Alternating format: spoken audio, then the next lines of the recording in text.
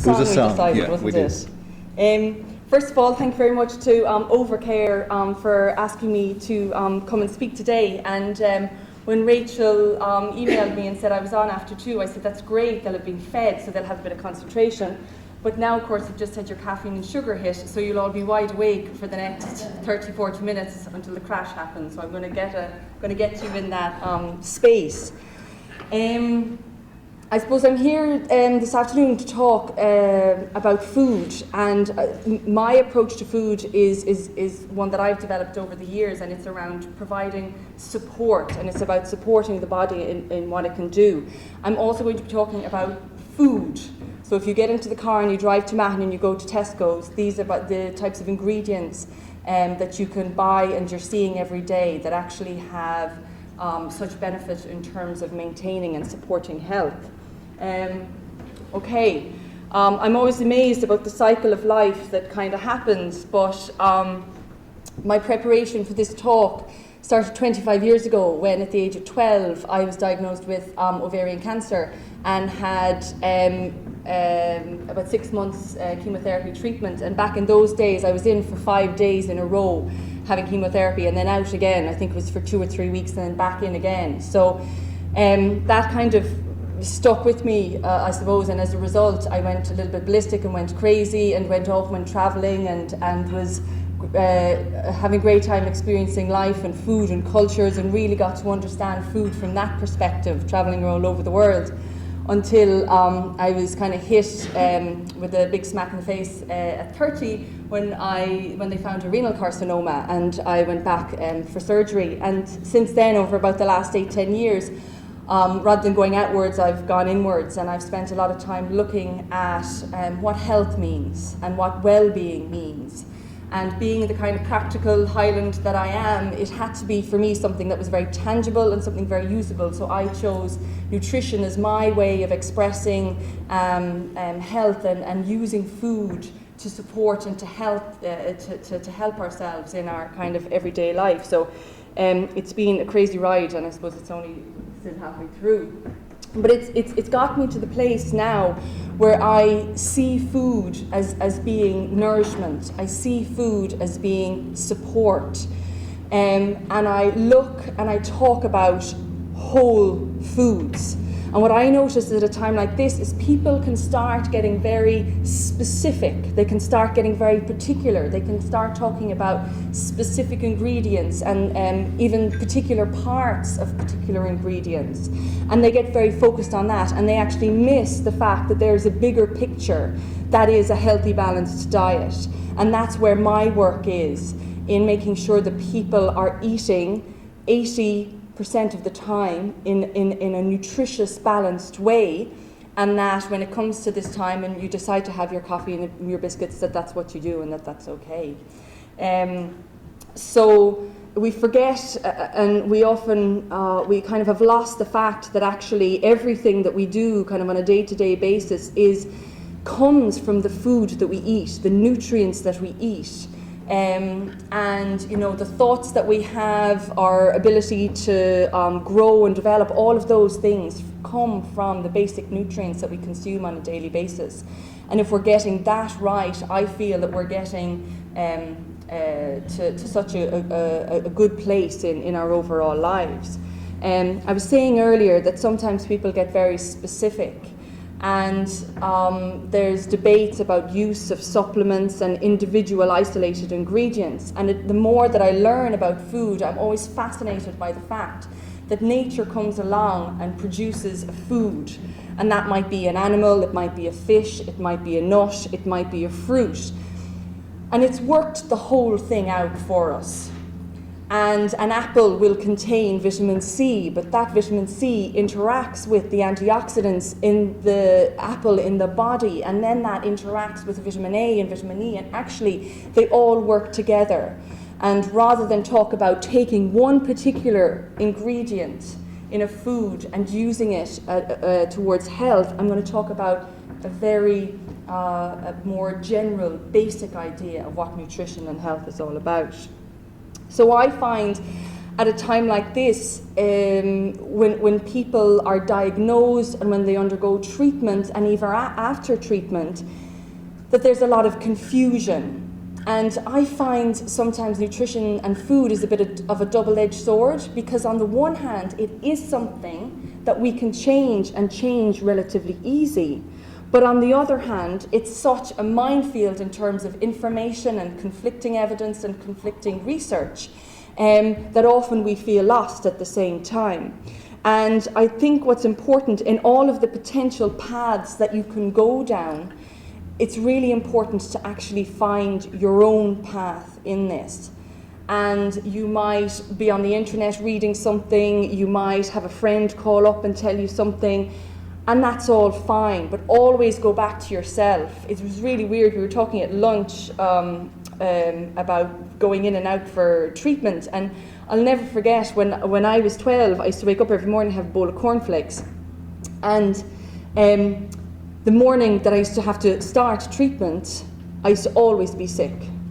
And it was probably nerves or worry. And after a while I said, hold on now, let's get rid of the cornflakes and let's go for something like a porridge, which is a much gentler, softer, easier grain. And it stopped me being sick the morning of the morning I started treatment. And so you're going to find your way through this. You're going to find things that really work for you, and you're going to find things that don't work. And there might be a stack of evidence to say, to include a particular food. You might not enjoy the taste, you might not enjoy the flavour, it might not be you. Go with what your own body says. And a lot of women, when I read about what works for them during treatment and what works for them post-treatment, is I start to listen to my own body. And you're probably the best person who can answer how you feel after you've had something to eat or after you've done something. And it is important to say that we do have a relationship with food. Food can be seen as a group of elements on a plate that we consume.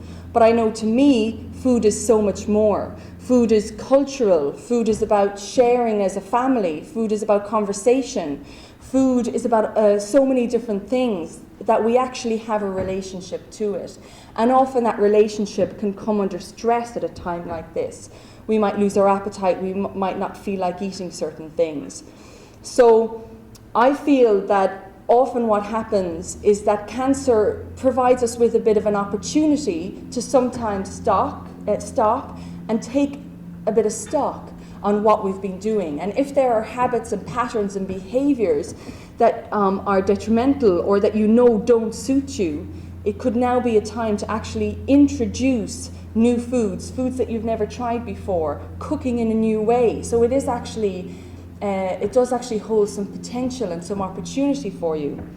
But on the flip side of that, we can also enter into a bit of a battle with food, because we can look and we can judge everything that we do.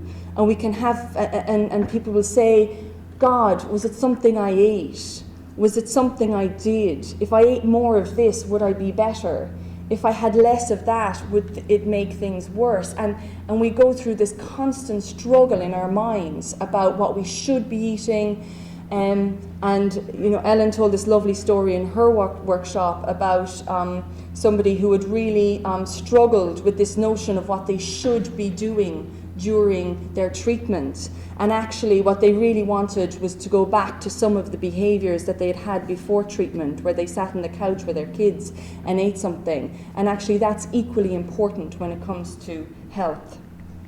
So I'm going to look at food, and I'm going to be looking at whole food as a medium towards supporting yourself through treatment and post-cancer treatment. And what's interesting is that when you look at the cancer prevention diet, and when you look at how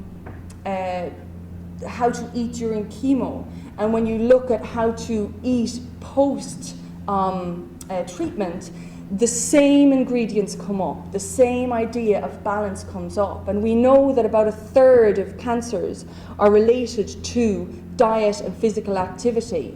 And a lot of that is connected to weight, that eating a balanced diet can actually keep us within a healthy range.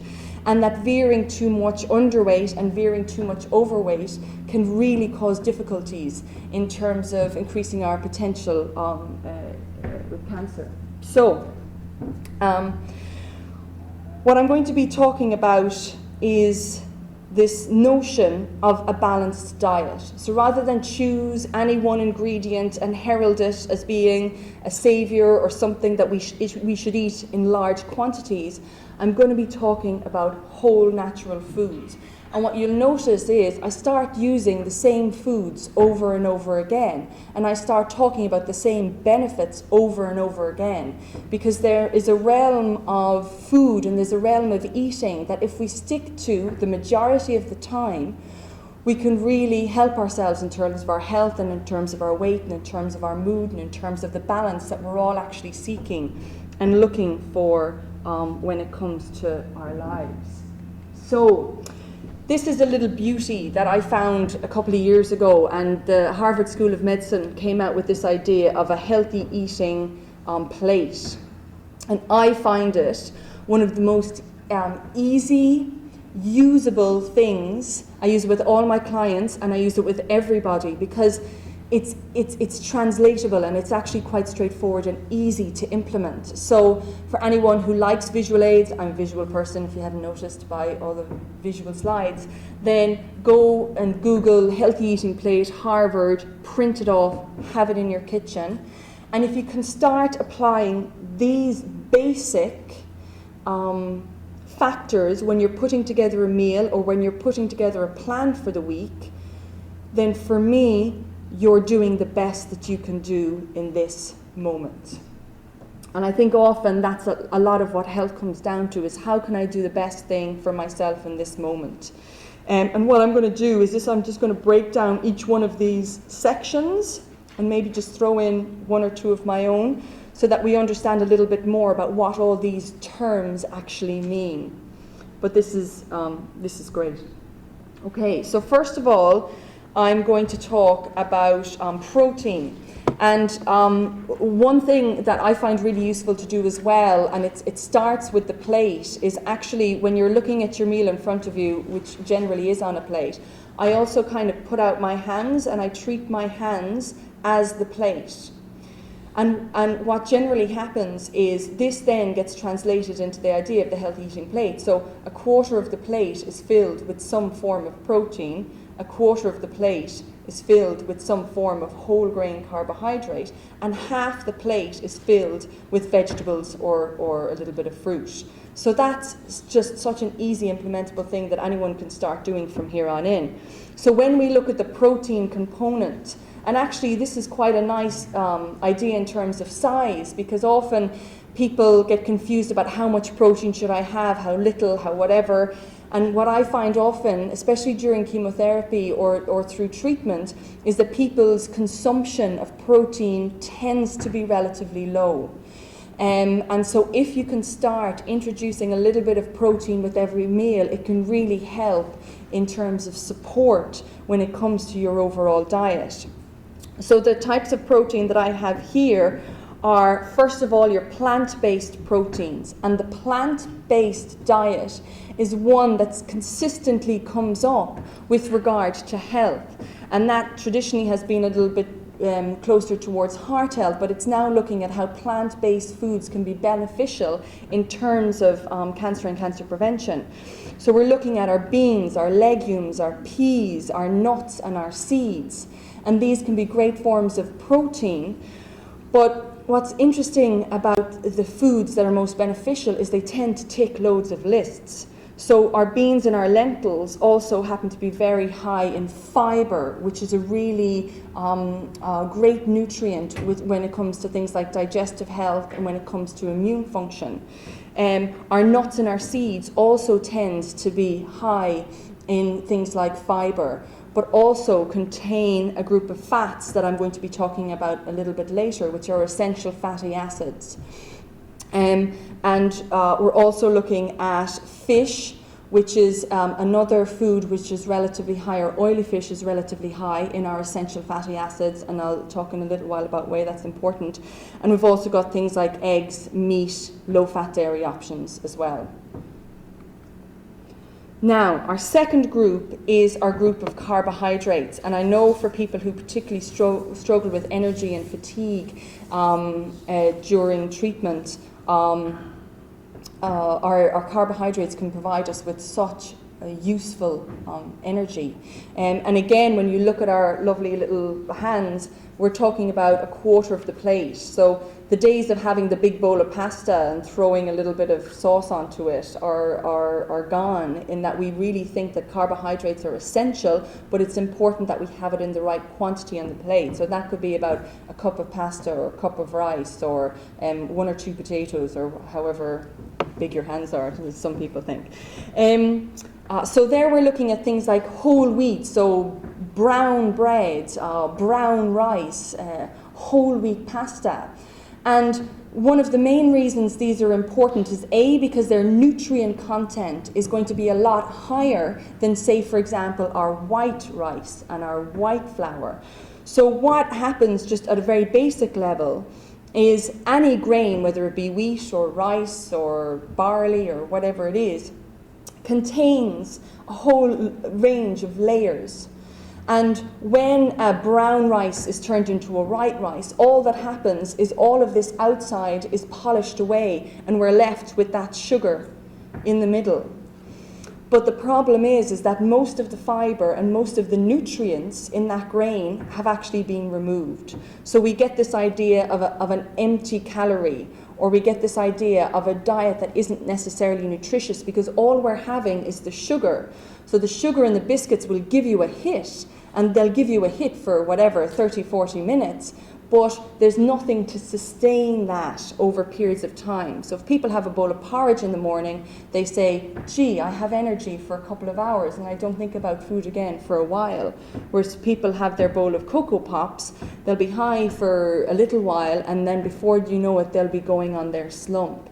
So that at 11, half 10, 11, they'll go for their next hit, which will be like a croissant or a scone or pastry. That'll give us another high till we hit another low an hour or so later, and then we're starving coming up to lunch. So this vicious cycle, especially for people who struggle with their energy levels and struggle with fatigue, this can just enhance those symptoms even more. So having our slow release carbohydrates, our whole grain carbohydrates, are really important in terms of sustaining energy throughout the day.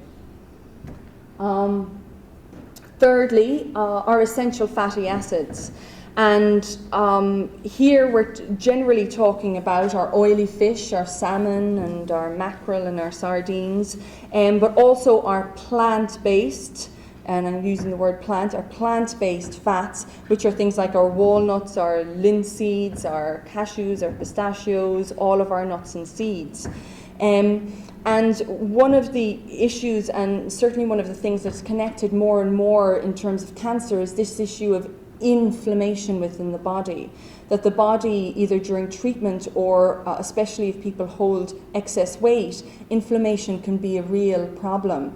And so what these foods are natural anti-inflammatories. So the omega-3 and sometimes the omega-6 can actually reduce inflammation within the body. So these nutrients can be really useful at counteracting. And we used to just throw fat into one big pool, and we used to just label fat the same. But the more research that we do and the more we understand about the intricacies of how these fats work, is that yes, our saturated fat that comes, say for example, from our meat and from our full fat dairies, can be inflammatory in nature and can therefore aggravate inflammation. Whereas our natural anti-inflammatory foods, like our walnuts and our linseeds, can be really good at counteracting that. So here we're starting to come back to this notion again of having that balance within our diet. And it's not that any one of these, if I just take an omega-3, that's going to work. It's a lot more complicated than that, because when nutrients go into the body, they interact and they all work together. So the more balance we can have throughout a meal and throughout the day, the more that the nutrients are going to be used properly once they get into the body. okay, the superheroes of cancer in terms of just prevention and overall health is our fruits and our vegetables. And yes, they are the fruits and the vegetables that we find in our supermarkets, and I think this was a farmer's market that I stumbled upon in London. These guys are doing really well at the moment with regard to research, and probably one of the reasons is, first of all, is because of their fibre content. So these guys are naturally very high in fibre, and as I was saying earlier, fibre can be really useful in terms of digestive health, but remember that a massive proportion of our immune system is in our digestive system. So the more fibre that we can have, the healthier we come with regard to our bowel motions and with regard to our digestive health overall.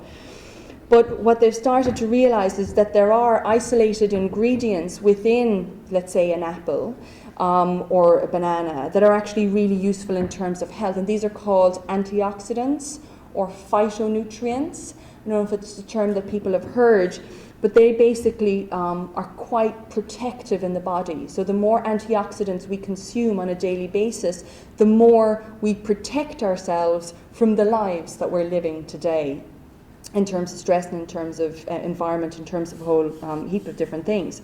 So the advice that has been really pushed for a number of years now is that 5 fruit and vegetables a day is what everybody should be consuming in terms of health, and that the Americans talk about it in terms of 2.5 cups.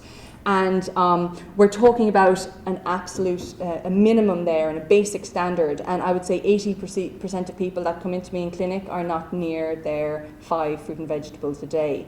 So my advice to make it really practical is every time you have a meal, every time you have a snack, have a piece of fruit or a vegetable. So I get people to grate, I had this morning, grate pear onto your porridge or onto your muesli in the morning. Have an apple with some walnuts at 11 o'clock. Make sure that if you're having a sandwich at lunchtime that you pack your peppers or your tomatoes or whatever it is in.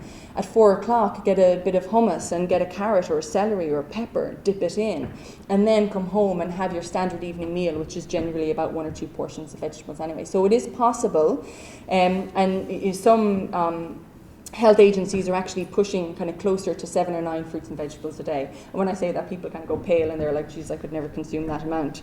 But it is really about trying to get these fruits and vegetables in as much as possible. Now, a lot of people, again, are going to start going very specific. So they're going to start saying, okay, should I have frozen? What about fresh? I've canned this day and I've that. And actually, rather than get into the specifics, it comes back to that idea of having a really nice balance.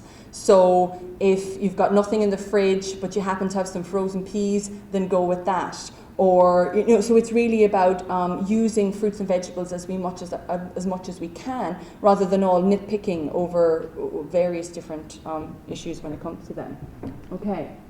This is something we use not so much in Irish cooking, but it's fresh herbs and spices. And I really noticed that even if we do, a soup and we throw in a little bit of garlic and ginger, or even if we do a salad dressing and we decide to put a little bit of dried oregano or thyme in it, what we're actually doing by adding fresh herbs and spices is increasing that antioxidant load. And I talked about antioxidants when it came to fruits and vegetables, but our herbs and our spices are a great way of adding antioxidants to the meal, and that's exactly what they'll do. They'll bump up the load so that you're getting as many nutrients as you can at any one sitting. And that's what I often spend my time doing. Is I say, like, why waste a meal? Like, why sit down and have a bowl of Rice Krispies in the morning for your breakfast when you're missing out? You're not even near that healthy eating plate when you do that. And then what a waste. I mean, that could be an opportunity for you to add such a variety and a mixture of foods. Briefly, probably always the most important nutrient in terms of liquid is water, and ensuring that you're consuming enough water over the course of the day is really important. 8 standard glasses, 1.5 to 2 litres is generally what's acceptable. I tend to use herbal teas a lot as well. Again, going back to that lovely idea, like with the fresh herbs and spices, I can double my antioxidant intake for the day by just switching to and having a couple of herbal teas. And I'll go into a little bit more detail on that in a second. Juices, smoothies can also be a great way of getting added nutrients in. Now, some people go a little bit crazy when they start thinking about juices and smoothies, and they juice and they smooth everything. And I'll always keep coming back to this idea of balance, that it's not any one ingredient or any one method of cooking or anything that is going to be beneficial for you. It's about the adding up all of the ingredients and all of the nutrients over the course of the day. And I'd throw in the old antioxidant-rich red wine there, but still we're looking at the general advice being about 1 standard drink per day for women, and it's 2 for men. And that anything excessive and over that, we're looking at difficulties in terms of health. So this is something that people often don't talk about. Like, it's all very well talking about a fish, for example, but how do you actually translate that? And is there a point in getting a lovely lean chicken breast and then deep frying it? I mean, are we not missing the point if we don't talk about food and we don't talk about preparation and everything else? So, really briefly, things like steaming, boiling, grilling, and baking on relatively low temperatures and a little bit of microwaving can be really good in terms of maintaining nutrients and also in terms of reducing down any potential harm. When we start going into processed meats, our kind of salamis and our hams and our bacons and our sausages, then we'll start looking at problems in terms of particular cancers. Smoking, keeping our smoked fish to a minimum. Boiling the living daylights out of a vegetable so that every ounce of vitamin C is completely annihilated in it. Cooking for shorter periods of time so you can maintain nutrients. And our char grilling, our deep frying, and our cooking at high temperatures, when we start seeing that black appearing on our piece of meat or our fish, then we're looking at potential difficulties in terms of carcinogens and difficulties in terms of health. You've also got this idea of removing potential harm. So what I've been talking about for the last kind of 15-20 minutes is whole natural foods, cooked in the most basic way possible. The minute we start entering into the zone of processed foods, the minute we start entering into the zone of, eating on the run, we start adding different ingredients, whether they be additives, preservatives, toxins, environmental factors, and it's all about trying to reduce those as much as possible. I just thought I would mention, because everything I've said so far relates to when people are undergoing treatment. But when people are undergoing treatment, there's an awful lot of issues around appetite and around fatigue and about not even having the will to actually make a dinner. So I just wanted to make some specific points around that.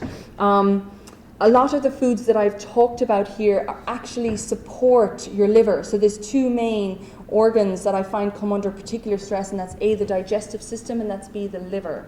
And so ensuring that we're getting our protein with every meal, adding that little herb or spice into our dressing or our soup, having our variety of vegetables. And actually, when I talked about vegetables, people and fruit, some people get very specific about that, and they'll say, oh, should I be having this fruit or this vegetable or that vegetable?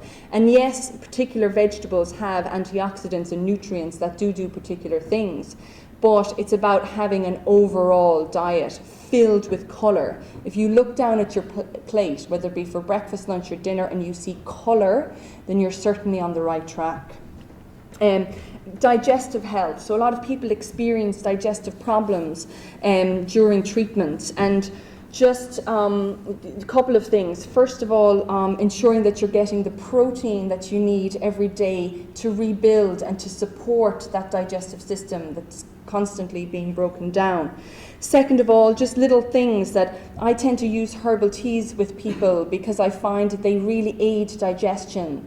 Things like licorice and fennel and peppermint are really calming, soothing teas that can actually help. Ginger tea is something I use a lot for patients that have nausea. So I'll get them to get a little bit of ginger root, about a teaspoonful, and I'll get it to cover it in some boiling water and set it aside for about 10-15 minutes. And then sip that really gently throughout the day. It can really help in terms of nausea. And as I said earlier, it's about trying to sneak and throw these ingredients in as much as we possibly can. But I notice that our digestive systems often, when we're going through a period like this, do experience difficulties. And so what I get people to do all the time is to make their food as digestible as possible. So I'll get them to do like a batch of soup or a batch of stew. Like I'll get them to slow cook their meat, and you can see when the lamb or the beef comes out, it falls apart. Think about how easy that is to digest rather than a bit of grilled steak. Using things like soups and broths, because sometimes you can't even handle the idea of eating. Whereas if you just make a very simple broth with, say, for example, a bit of rosemary or thyme, or a soup, it can really help. Now, one great tip I have is that you can actually make, what I love about soups is you can make everything that you need for the meal into one. So you can get your carrots, you can get a tin or two of, say, chickpeas, you can get some brown rice, you can cook it all together and then you can blitz it. And actually it's really, really easy to digest. Liquidize things like juices and smoothies can be really useful in terms of getting, maybe I couldn't even face having an apple this morning, so maybe I just got a bit of water and an apple and a little bit of yogurt and I blended it up and then it was digestible and then I could actually take it. That's fine. Also, going back to the idea of not even being able to face an apple, stewing your fruits, stewing your vegetables, breaking down the fibres, you'll see they'll start to collapse and they'll be so much easier to digest and easier on the system. Grinding, a lot of people come to me saying, yes, all very well saying nuts are good for me, but I couldn't go near a nut because I find them too hard to digest.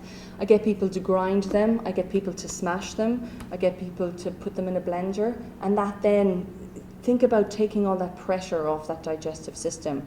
Also things like nut butters, 100% nut butters, which you can find in a supermarket, are really useful because somebody else has done all the hard work for you and then you're able to go in there in terms of digestion.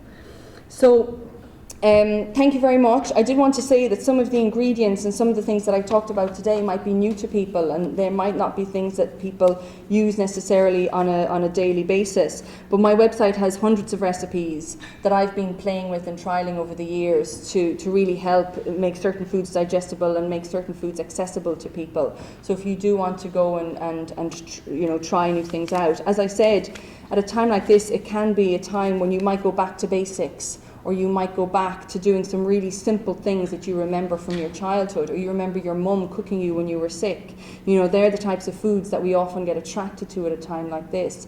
But once we're sticking to that idea of a balance over the course of the day with our plate, and everyone will be going around like this now from here on in when they're putting their meal together, that once we're doing that 80% of the time, we're doing the best that we can. So, thank you.